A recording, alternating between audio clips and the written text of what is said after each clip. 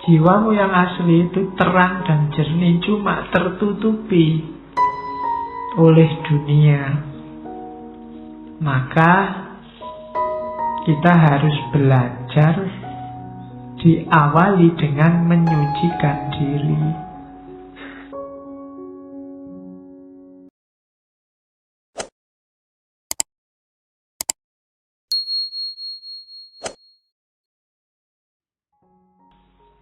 Kita ngaji ini ta'alum insani. Jadi model belajarnya manusia biasa. Jadi karena kita manusia biasa, ya modelnya ya biasa-biasa. Isinya berpikir, belajar normal, baca buku, mendengarkan kajian, diajari orang lain, dan seterusnya. Itu ta'alum insani. Ia dapat ilmu, dapat pengetahuan, cuma kayak tadi sifatnya tidak hakul yakin, informatif sifatnya. Beda sama ta'allum robbani. Ta'allum robbani ini dianugerahi. Kalau di Ghazali jenisnya dua, ada wahyu, ada ilham. Jadi kalau wahyu untuk para nabi, kalau ilham untuk manusia biasa seperti kita. Ya kalau ingin cepat dapat ilham, ya kalian besok kalau punya anak, nomor 1 kasih nama wahyu, nomor 2 ilham. Sudah dapat dua-duanya sekarang. Saya sudah dapat wahyu, Pak, dan dapat ilham. Oke, ya. Jadi ini proses ta'allum robbani, pengajaran dari Tuhan langsung. Jadi itu simple. Nah, cuma syaratnya jiwanya harus bersih untuk ta'allum robbani. Jiwa yang kotor, mungkin Allah melimpahkan, seandainya Allah melimpahkan pun tidak akan terbaca. Kayak kita tiap sholat berdoa ihdinas siratal mustaqim, mungkin Allah sudah ngasih hidayah, menunjukkan jalan yang lurus. Kok kamu tidak ketemu jalan lurusnya, mungkin petunjuknya Allah tidak terbaca. Kalau dilihat betapa sayangnya Allah pada manusia, insya Allah kalau kamu membaca Fatihahnya serius, itu kamu beneran sama Allah dikasih petunjuk. Dikasih petunjuk jalan yang lurus. Kenapa tidak terbaca? Kenapa kamu masih kebingungan? Mungkin karena jiwamu gelap. Ya kayak ruangan yang gelap itu loh. Seindah apapun isinya tidak kelihatan. Maka kita butuh jiwa yang jernih, katanya Ghazali. Bahkan katanya Ghazali, jiwa yang jernih itu sudah luar biasa isinya. Sudah banyak sekali anugerah pengetahuan dari Allah. Jiwa yang tidak jernih kenapa? Jiwa yang tidak jernih karena sibuk dengan kegelapan, sibuk dengan dunia, sibuk dengan materi. Analoginya Ghazali kayak mendung yang menutupi matahari. Kalau mendung menutupi matahari itu kan bukan berarti mataharinya tidak ada. Jiwamu yang asli itu terang dan jernih, cuma tertutupi oleh dunia. Maka kita harus belajar, diawali dengan menyucikan diri. Tahapan pertama pembelajar itu membersihkan jiwa. Kalau versinya Ghazali, baik ta'alum insani maupun ta'alum robbani. Kenapa? Karena ya kayak dulu ya di syairnya Imam Syafi'i itu, karena ilmu itu nur. Jadi annal ilma nurun wa nurullahi la yuhdali asin. Dan cahayanya Allah tidak akan bisa jadi petunjuk bagi orang yang suka maksiat, karena maksiat membuat hati gelap. Kalau hatimu gelap, ya hidayah seperti apapun tidak akan terbaca. Bukan Allah tidak ngasih, kamu yang tidak bisa baca. Jiwamu gelap. Maka syaratnya orang belajar yang pertama membersihkan jiwa. Atau kalau jiwanya sakit karena dunia, menyembuhkannya dulu. Makanya katanya Ghazali, penting syaratnya orang belajar itu mengenali penyakit jiwanya. Jiwamu ada penyakit apa yang menggelapkan? Dikenali dulu, terus diobati, baru kamu belajar. Kalau tidak ya susah. Cahaya masuk. Jangan-jangan itu yang membuat, kalau kamu baca bukunya paham, akalmu jalan. Bukunya ditutup lupa. Tidak ada yang nyantol satupun. Mungkin karena dalamnya gelap. Pengetahuan banyak, ngaji ini aja sampai hampir 100 berapa sesi. Tapi yang tersisa berapa sekarang? Yang nyantol di sini paling kamu lupa. Banyak yang lupa. Jadi ditanami terus tapi tidak tumbuh-tumbuh. Itu mungkin karena jiwanya gelap. Karena alatnya ilmu laduni itu jiwa. Nah, asumsi-asumsinya. Kalau di Risalah Ladunia, berarti ilmu laduni itu ilmu yang dilimpahi oleh Allah. Berarti dia berasal dari luar diri yang dimasukkan ke dalam diri. Asumsi yang kedua, usahanya bukan usaha insani, tapi usaha ilahi. Karena dikasih, maka manusia bukan mencari ilmunya, tapi menyiapkan dirinya agar layak untuk dikasih. Jadi untuk dapat ilmu laduni itu tidak bisa ditransfer. Tidak bisa, kamu tak transfer ilmu laduni itu tidak bisa. Kenapa? Karena syaratnya adalah kita menyiapkan diri kita agar layak ditransfer oleh Allah. Makanya syaratnya ya nanti ada mujahadah, pembersihan diri, dan seterusnya. Yang ketiga, ilmu laduni itu isinya apa, muatannya apa, tergantung yang ngasih. Jadi maka jangan heran kadang-kadang orang tidak ngerti apa-apa tiba-tiba bisa ngomong apa. Ada wali yang tiba-tiba bisa ngomong bahasa Inggris meskipun tidak pernah kursus bahasa Inggris. Ya mungkin bisa. Kalau itu memang laduni, dilimpahi Allah kemampuan bisa ngomong bahasa Inggris. Kalau Allah sayang padamu, pas mau tes TOEFL itu kamu dikasih laduni bahasa Inggris. Ya, jadi kalau pas butuh, pas dapat. Nah itu laduni, tergantung Allah yang ngasih. Ya mungkin saja kalau Allah mau. Cuma syaratnya pasti tidak simpel, apa pembersihan jiwa. Dan Allah yang tahu apa butuh kita. Allah akan ngasih sesuai yang Allah ketahui tentang kita, yang Allah inginkan atas diri kita. Nah itu laduni. Asumsi-asumsinya itu. Medianya kalbu. Sebenarnya nulisnya nggak pakai K, bahasa Indonesia jadi K. Harusnya pakai Q, kolbu. Cuma kelihatannya di Indonesia kan jadi kalbu. Kalau kalbun bahasa Arab, ya, jadi jelek. Makanya ada lagu yang judulnya Bahasa Kalbu.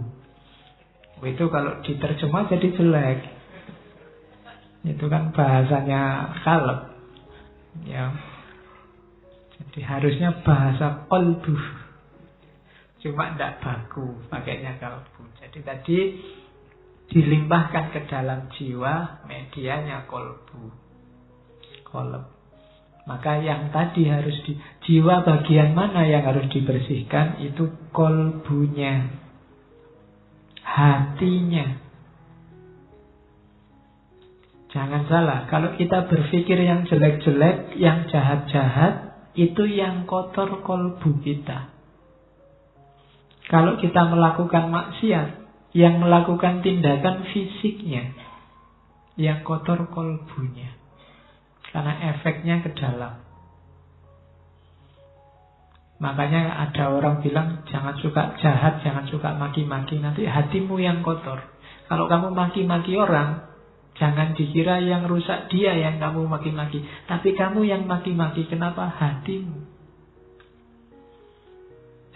Semakin banyak kekeliruan, kesalahan, semakin gelap hati kita. Nah itu, padahal dari situlah Allah berhubungan dengan kita.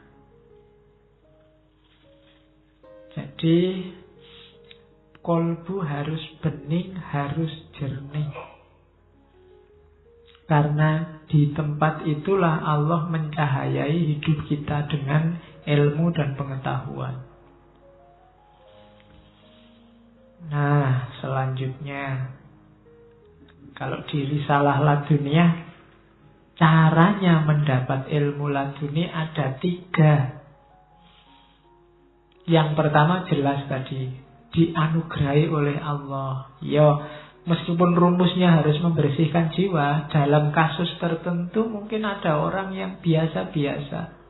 Mungkin dia cenderung jahat, tapi Allah ingin menolongnya, menghadiahinya dengan hidayah. Akhirnya dia bisa melihat hidayah. Kalau ini memang hadiah dari Allah. Cuma tidak sembarangan orang dapat ini. Tidak usah nunggu, makanya orang nunggu hidayah. Saya nunggu hidayah saja Pak besok, tidak usah ditunggu. Kamu yang berusaha membersihkan dirimu, nanti hidayah datang. Kecuali dalam kasus khusus yang Allah menghendaki, hidayah datang pada orang tertentu yang padahal dia ini jahatnya luar biasa, rusaknya luar biasa. Mungkin ada orang tertentu begitu. Jadi ini memang murni hadiah dari Allah yang pertama. Ada jenis kedua. Kalau yang ini tadi, yang riyadah, mujahadah, muraqabah, mendekatkan diri pada Allah. Ini yang pakai usaha. Di Risalah dikutip 2 hadis. Saya tidak tahu sahih dhaifnya, mahasiswa hadis yang ngecek. Kalau katanya Ghazali ditulis di kitabnya berarti baunya wangi hadis ini. Ya, silakan kamu cium nanti. Man amila bima alima aurasahullahu ilman malam ya'lam. Barang siapa menjalankan apa yang diketahui, Allah akan memberikan ilmu tentang apa yang dia belum ketahui. Ini hadis. Jadi syaratnya kamu dikasih ilmu laduni, yang belum kamu ketahui itu apa? Manfaatkan ilmu. Jalankan ilmumu sampai ke level manfaat. Nanti Allah akan nambah ilmu. Makanya ustadz, guru itu kan rasanya kok pinter terus ya. Allah ngasih anugerah terus, ilmunya manfaat. Dijalankan. Kalian mungkin bukan ustadz, bukan guru, tapi manfaatkan ilmumu untuk hidupmu. Nanti aurasahullahu ilman malam ya'lam. Kalau ini mujahadah yang lain lagi. Man ahlasallaha arba'ina sobahan azharallahu ta'ala ya nabi al-hikmah min qalbihi ala lisanihi. Barang siapa yang ikhlas kepada Allah 40 subuh, 40 hari berarti, maka Allah akan menampilkan, menunjukkan sumber-sumber hikmah dari hatinya pada lisannya. Itu silahkan kamu kaji hadis ini. Barang siapa yang bisa konsisten ikhlas. Ikhlas itu berarti segala amalnya hanya untuk Allah, tidak mengeluh apapun keputusan Allah. 40 hari saja itu mungkin angka itu untuk menunjukkan bahwa kita serius, konsisten, selalu ikhlas kepada Allah.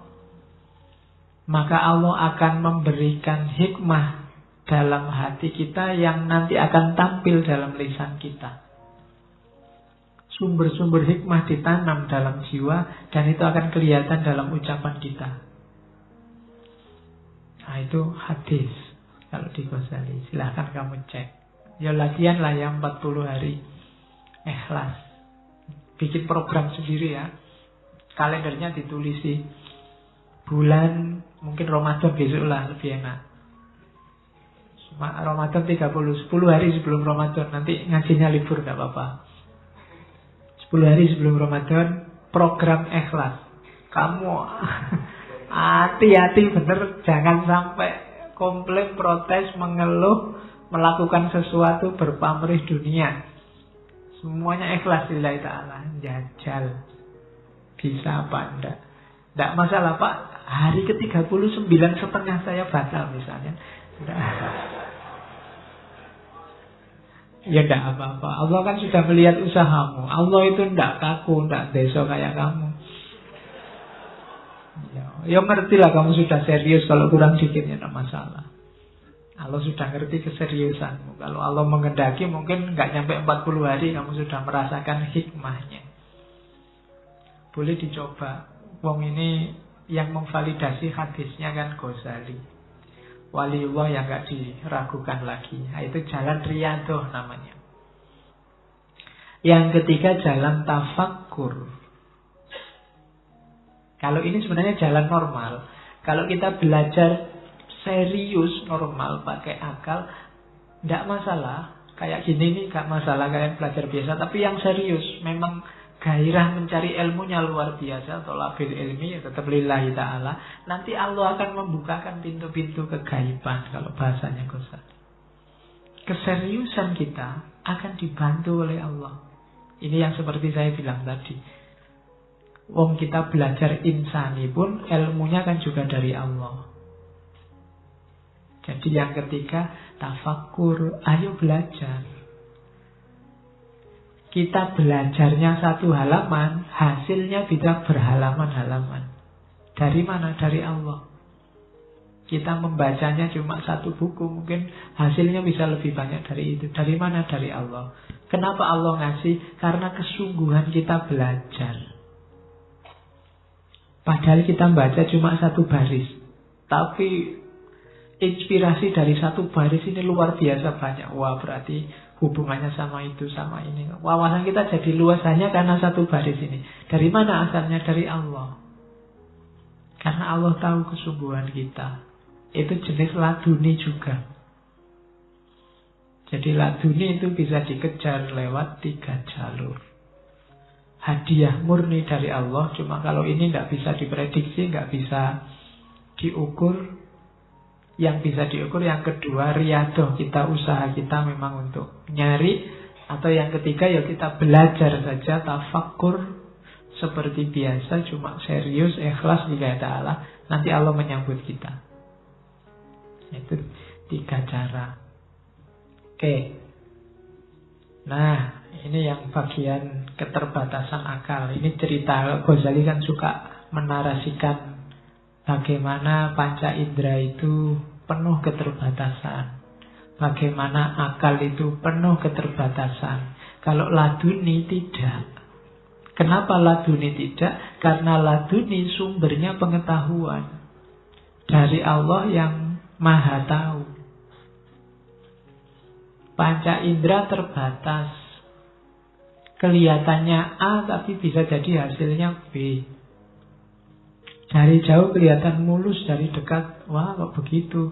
Nah, itu panca indera. Bisa mudah tertipu. Akal juga begitu. Akal itu kan sering trik. Yang baik kelihatan jelek, yang jelek kelihatan baik, itu akal. Akal sering tertipu. Merasa orang soleh tapi ternyata sebenarnya belum soleh. Itu ketertipuan akal. Dalam banyak kasus sering terjadi. Nah, kalau akal sama panca indera terbatas, kalau ladunia tidak. Kenapa? Karena ladunia sumbernya langsung dari Allah.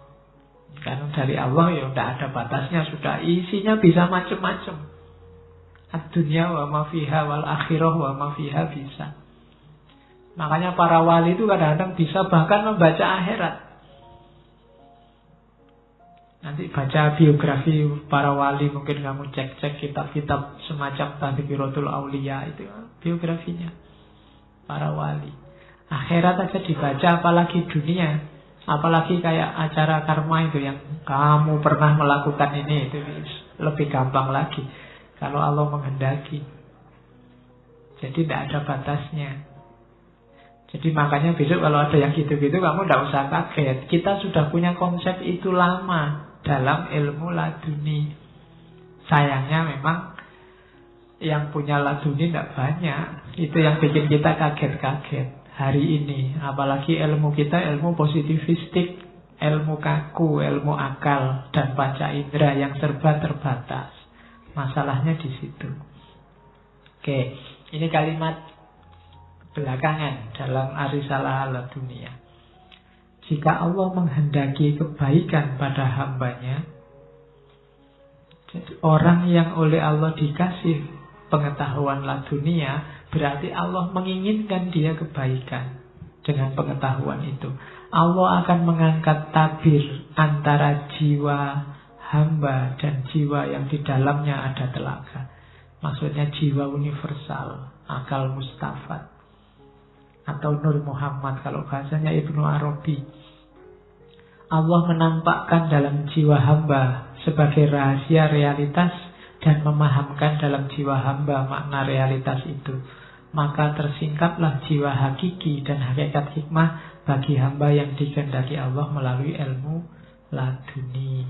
Ayatnya itu, yu'til hikmata mayyasha wa mayyu'tal hikmata faqad utiya khairon katsira. Jadi yang diladunikan, dianugerahkan oleh Allah pada manusia, itu namanya hikmah. Makhluk yang bernama hikmah ini kan yang kita kejar-kejar dengan ngaji filsafat sejak berapa tahun yang lalu. Itu kalau Allah menghendaki, kamu tidak perlu capek-capek ngaji, langsung dapat masuk dalam jiwamu tentang hikmah ini. Dan ini diberikan Allah tanpa syarat apa-apa, kecuali satu hal syaratnya, mayyasha, yang diinginkan oleh Allah saja. Maka jadikan dirimu sebagai orang yang diinginkan oleh Allah. Syarat pertama pasti kamunya sendiri harus menginginkan Allah. Kalau kamu tidak menginginkan Allah, tidak mungkin Allah menginginkan kamu. Jadi mayyasha. Dan orang yang dapat hikmah ini faqad utiya khairon katsira, pasti dia dapat kebaikan yang banyak. Wa ma yadzakkaru illa ulul albab, dan tidak akan berzikir, tidak akan ingat tentang hal-hal semacam ini kecuali ulul albab, orang yang peka kolbunya, orang yang jernih kolbunya, itu ulul albab. Maka ini Al-Quran. Jadi kalian cari sendiri jalan biar kita diridhoi oleh Allah. Allah menginginkan kita. Nah nanti dalam hidup ini kenapa sih ada laduni? Karena hidup ini variabelnya dua. Ada sunnatullah, ada qudratullah. Sunnatullah itu hukum Allah yang pasti. Kalau ini kita bisa belajar secara khusuli, secara ta'allum insani. Tapi yang qudratullah tidak. Kita menempuh qudratullah, satu-satunya jalan ya secara laduni. Pengetahuan dari Allah langsung. Laduni bisa juga tentang sunnatullah, tapi dia juga bisa tentang qudratullah. Tapi ta'allum insani yang model manusia bisanya hanya sunnatullah, tidak bisa qudratullah. Sunnatullah itu kalau kamu tidak makan 3 hari mesti kelaparan, itu sunnatullah. Tapi tidak makan 3 hari kok kamu masih ketawa-ketawa santai, itu qudratullah. Ya. Jadi intervensinya Allah. Sunnatullah itu kamu loncat dari gedung lantai 20 dan tewas, itu sunnatullah. Kita memedomani sunnatullah. Tapi kamu loncat dari gedung lantai 20 kok pas di bawahnya ada truk bawa kasur banyak. Itu kudratullah, kehendaknya Allah.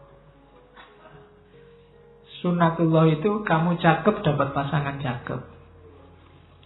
Kudratullah itu kamu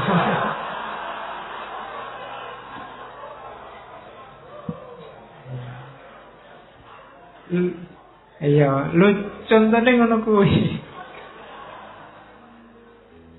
Nah, dan kudratullah saya bilang tadi, kudratullah hanya bisa ditangkap oleh ilmu laduni. Ilmu biasa tidak masuk akal Pak, tapi betul laduni. Jadi kalau kalian punya pacar cakep, terus ada, wah tidak masuk akal loh, ini memahaminya pakai laduni. Tidak bisa pakai ilmu biasa. Karena memang itu yang saya bilang tadi, Allah anytime intervensi. Kapanpun Allah bisa intervensi. Jadi namanya kudratullah. Dari situ ilmu laduni bermain. Kalau ilmunya manusia biasa yang kita kejar hanya bisa menjangkau yang sunnatullah. Kalau ada orang tanya, Pak, loncat dari lantai 20 tewas enggak Pak? Jawabannya iya, mesti tewas. Kenapa? Karena kita manusia, ngertinya yang sunnatullah. Meskipun ya enggak mesti juga. Kalau Allah nolong kemudian itu levelnya kudratullah. Bukan ranah kita, tapi masih ada kesempatan enggak tewas. Tapi levelnya kudratullah. Makanya manusia disuruh berdoa. Kalau hanya sunnatullah, kita enggak pakai berdoa. Tidak berdoa, wong semuanya sudah pasti. Kalau saya jelek, miskin kayak gini, ya mesti dapatnya ya tidak jauh-jauh dari itu. Itu sunnatullah. Tapi kan jangan khawatir, ada kudratullah.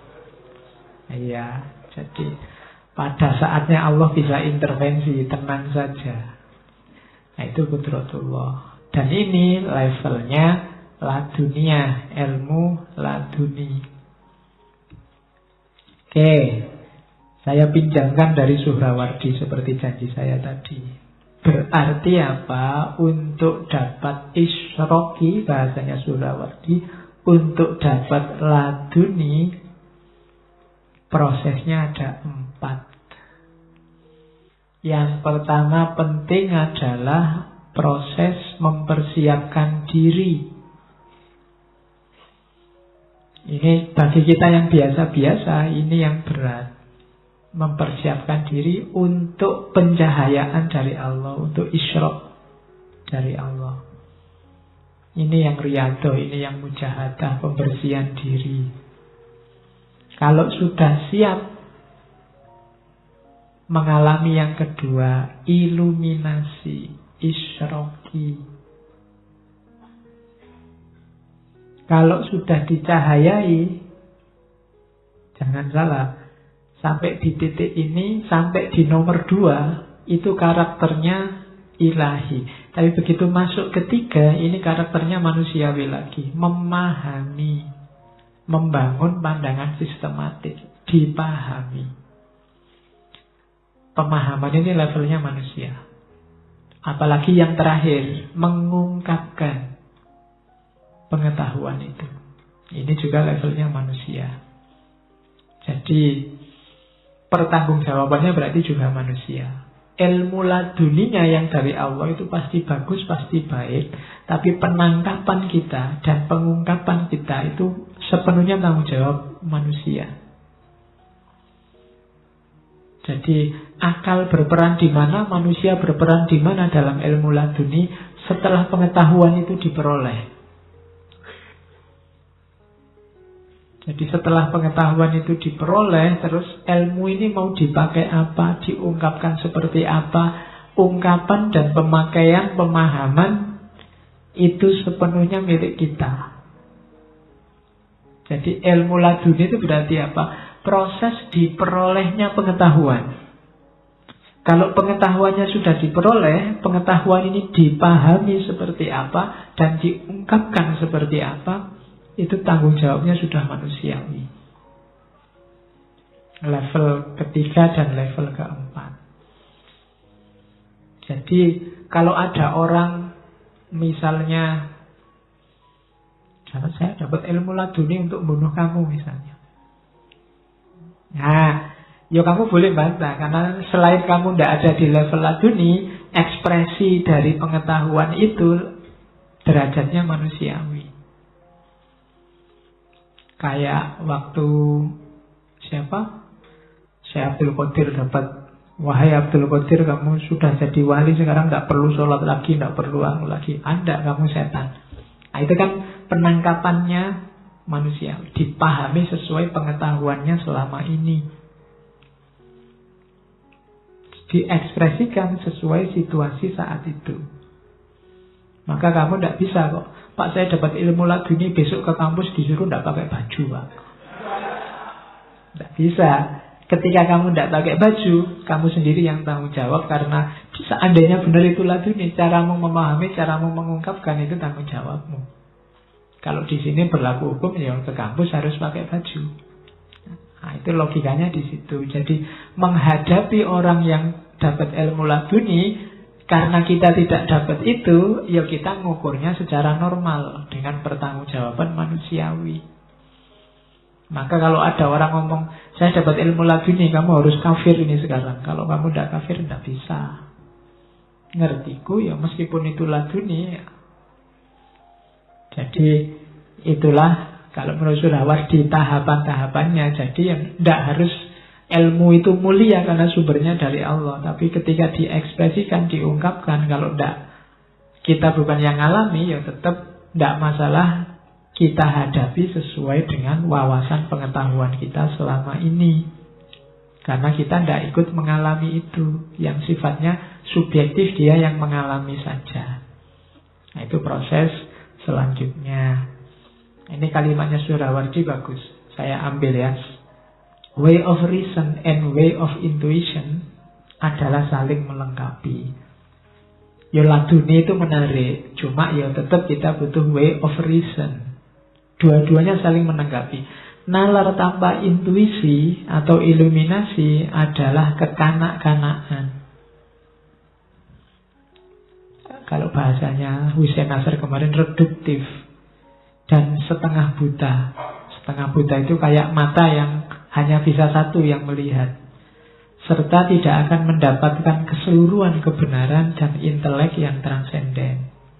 Sebaliknya, intuisi saja tanpa dukungan logika dan kemampuan rasional akan tersesat dan selanjutnya tidak akan mampu mengekspresikan dirinya secara cermat dan metodologis. Ya karena kita hidup di dunia mengikuti hukum sunnatullah, pakai akal. Tapi akal ada kelemahannya, tidak segalanya dibantu oleh petunjuk dari Allah. Bisa wahyu, bisa ilham. Dua-duanya saling melengkapi kayak dua pasang mata. Salah satunya, ya tidak seru. Kalau yang sini ditutup, kamu tidak lihat yang sana. Sini ditutup, tidak lihat yang sana. Dua-duanya kita butuhkan. Jadi, akal tanpa intuisi itu kekanak-kanakan. Intuisi tanpa akal tidak terarah. Dua-duanya kita butuh. Maka ya laduni iya, salah satu sumber pengetahuan. Akal juga iya. Sunnatullah iya, kudratullah iya. Kita harus percaya sunnatullah karena berpedoman sunnatullah kita hidup. Kita percaya kudratullah biar tidak putus asa karena Allah suatu waktu bisa intervensi. Dunia ini tidak pasti, tapi kita memedomani hukum-hukum pastinya, namanya sunnatullah. Itu caranya menyikapinya begitu. Terakhir kita ngaji sebentar. Ya, namanya ngaji fenono Arab-Arabe. Ada beberapa ayat yang populer menunjukkan bahwa Allah memang ngasih ilmu laduni pada hamba yang dia sayangi. Itu surat Kahfi, ceritanya Nabi Musa sama Khidir.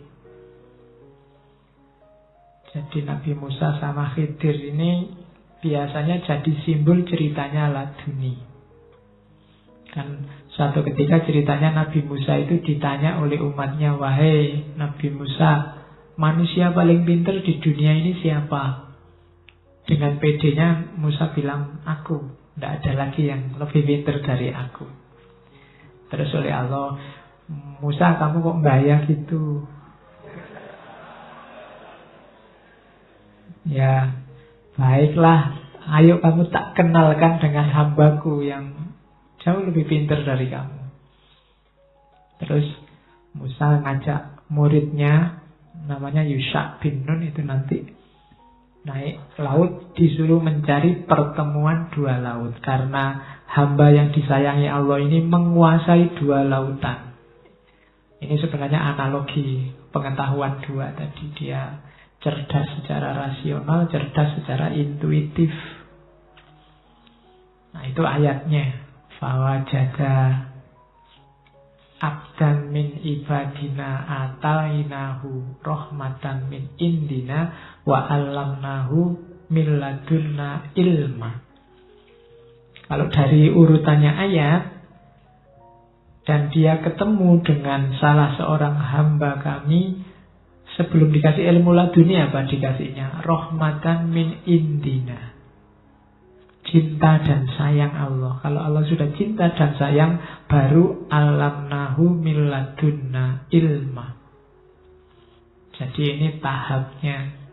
Kejarlah dulu sayang dan cintanya Allah, maka kamu akan dapat antara lain ilmu.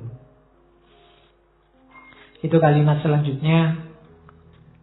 Qala lahu Musa hal attabi'uka ala antu allimani mimma ullimta rusyda. Katanya Musa berkata padanya, boleh tidak saya ikut kamu sehingga kamu bisa mengajarkan padaku yang diajarkan padamu. Tapi sebenarnya Khidir ini nolak. Katanya Khidir, pola innaka lan tastati'a ma'ya sabra. Engkau tidak akan sabar ketemu aku.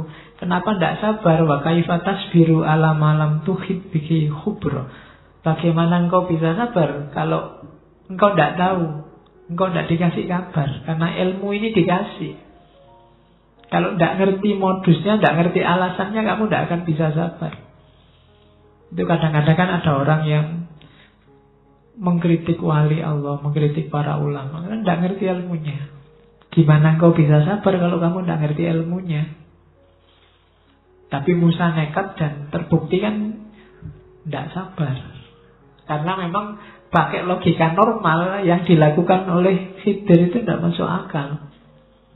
Sudah ditumpangi perahu, perahunya malah dirusak. Itu kan tidak tahu terima kasih. Lagi enak-enak jalan, ada anak kecil tiba-tiba dibunuh. Itu kan kriminal luar biasa. Tidak masuk akal. Diusir-usir orang dari desa, minta makan, minta tolong, tidak ada yang mau nolong. Tiba-tiba ada rumahnya penduduk yang roboh, dibantu mendiriin, dibantu bangun. Nah itu kan nggak masuk akal semua. Orang jadi nggak sabar. Kita sudah diusir-usir, kok sekarang malah dibantu orang desa? Wong kita yang butuh. Anak kecil nggak tahu apa-apa dibunuh. Kita sudah ditolong, ditumpangi perahu, perahunya malah dirusak. Itu kan nggak nyambung semua. Tapi kalau ngerti alasannya baru nyambung. Nah, orang biasa yang nggak dikasih alasannya ini, kalau Khidir dikasih. Itu yang disebut miladunna ilma.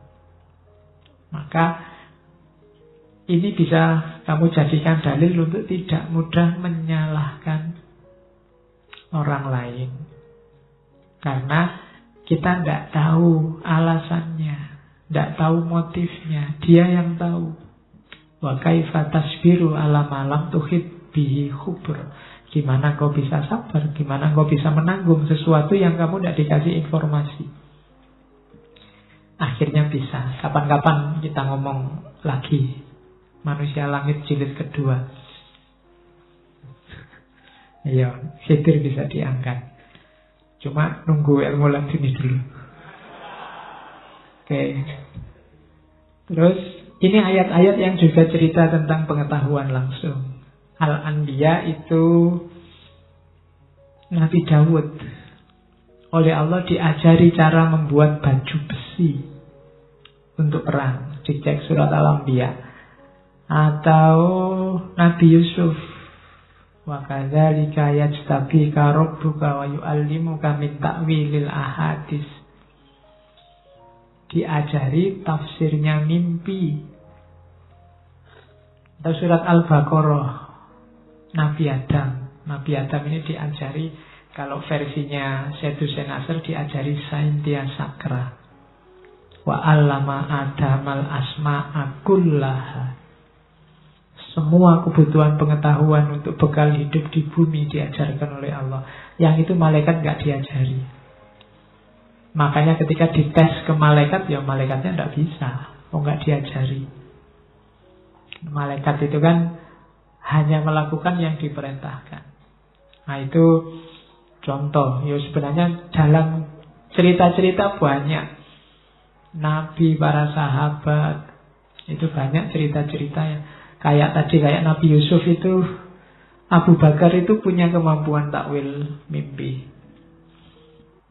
Satu ketika Nabi bilang, Abu Bakar, saya mimpi melihat saya jalan diikuti oleh domba warna hitam banyak. Tapi setelah itu diikuti oleh domba warna putih lebih banyak lagi, sampai warna hitamnya tidak kelihatan. Nah itu Nabi ngobrol sama Abu Bakar. Yang bisa menakwil mimpinya Abu Bakar. Katanya Abu Bakar, oh itu artinya nanti orang Arab hampir semua akan masuk Islam. Itu kambing hitam. Tapi setelah itu akan lebih banyak lagi non-Arab yang masuk Islam. Itu kambing putih. Sampai yang Arabnya tidak kelihatan. Katanya Nabi, wah pinter kamu Abu Bakar. Jibril juga sudah bilang gitu. Ya, Nabi Muhammad ngetes berarti. Ya. Jadi ya kan. Ada lagi yang Abu Bakar itu, waktu Nabi mimpi Abu Bakar, aku mimpi kita berdua lomba naik tangga. Dan aku menang. Aku menang 2,5 tangga. Katanya Abu Bakar, oh itu maknanya Nabi, nanti Nabi akan meninggal duluan, 2,5 tahun setelah itu baru saya. Dan ternyata ya pas. Ya, kekhalifahan Abu Bakar kan 2,5 tahun, terus beliau meninggal. Itu Abu Bakar. Belum lagi Umar. Kalau Umar ya lebih canggih lagi. Umar itu enak-enaknya khutbah Jumat terus teriak-teriak, wahai Syariah, lari ke balik gunung, lari ke balik gunung. Itu teriak-teriak begitu. Sahabat iki lu, orang khutbah kok teriak-teriak tidak jelas ini. Waktu ditanya katanya Umar, ya waktu dia khutbah, dia melihat pasukan yang sedang perang di Nahawan, perang di daerah Persia. Itu sedang terdesak mau kalah. Dan Umar teriak-teriak mengingatkan orang, suruh lari, suruh berlindung ke balik gunung. Nah ini kan pengetahuan ini dari Allah. Jadi Nabi Muhammad kan juga begitu. Waktu Isra Mi'raj, begitu pulang dari Isra Mi'raj, ketemu Abu Jahal. Katanya Abu Jahal, beneran kamu habis dari Masjidil Aqsa? Iya. Berani jamin? Berani. Akhirnya kan orang-orang tak undang ya, katanya Abu Bakar. Ya diundang semua. Jadi orang pertama yang memperingati Isra Mi'raj itu Abu Jahal.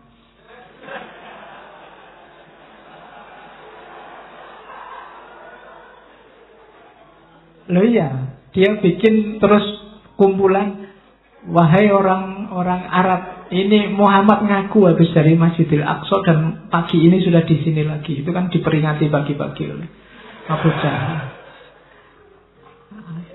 Silahkan tanya. Akhirnya kan mereka ngetes Nabi, tanya Masjidil Aqsa itu kayak gimana, tiangnya gimana. Dan Nabi bisa cerita karena ceritanya Allah ngasih pengetahuan langsung. Jibril datang menunjukkan gambarnya Masjidil Aqsa. Ini kan jenis laduni. Kita sebentar lagi Isra Mi'raj ya. Ini ya itu mengikuti yang pertama kali merayakan itu Abu Jahal. Oke. Cuma dia karepe ngetes, ternyata gagal. Akhirnya jadi perayaan beneran. Ya kan nanti dari situ ada gelar Abu Bakar As-Siddiq. Karena yang sama sekali tidak bantah, yakin 100% itu Abu Bakar. Sehingga dia dikasih gelar As-Siddiq. Oke. Alhamdulillah itu wawasan terakhir kita, pengetahuan ladunia. Kita sudah dapat tentang ilmu, baik